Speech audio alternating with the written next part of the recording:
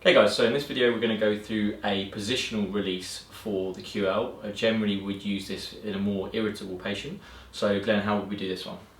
Yeah, so as you just said there, Chris, I think for irritable patients the positional release techniques are really useful, because what you're actually doing is taking a muscle and bringing it into a shortened position where it should be less painful. Yeah, so I actually use VAS rating scales with this. So if we're starting in this position, I'm going to again come off the top of the iliac crest, palpate with my thumb, find that tender point, and then I'd ask for feedback. How would you rate that 0 to 10? Yeah, so if they're up at around 7 or 8, what I will then do is put the muscle into a shortened position. So in this case I'm going to come under the pelvis and I'm going to hitch the pelvis up and bring the QL into a shortened position.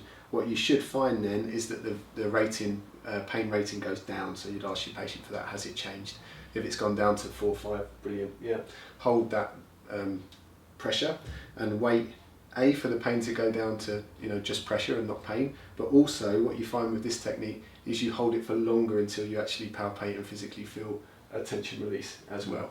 And that was a really important point for me when I first started using these techniques, that I used to miss. The minute the pain was pressure, I used to stop. But for the sake of an extra 20 seconds, maintain that pressure for longer, and you'll definitely feel a difference with your outcomes when you do that.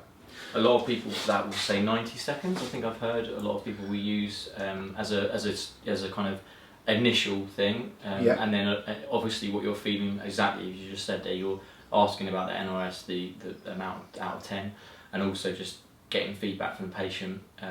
So it might be longer than 90 seconds, but that's quite a good ballpark to go on. I think definitely, yeah. I will always say it can take up to 2 minutes, which is 120, isn't it? But yeah, around about there. If it's taking longer than that, then it's probably not the treatment of choice. Yeah, if the pain isn't at least coming down in that time, chances are you might be actually making them more irritable. Yeah. If you continue, and in some cases that's the case, and you have to just try a new technique. But certainly by 90 seconds they should be feeling better, and by 2 minutes it should be having good effect. And hand wise, when you said on the pelvis, are you kind of going for a particular landmark, or are you just kind of going on the outside of the hip, or how are you? Yeah, so you can kind of feel the greater trochanter of the hip, and you can kind of hook under that really. And then if you kind of, as I say, bring it into a hitched position, then you're going to shorten the QL between the hips and the ribs. Perfect.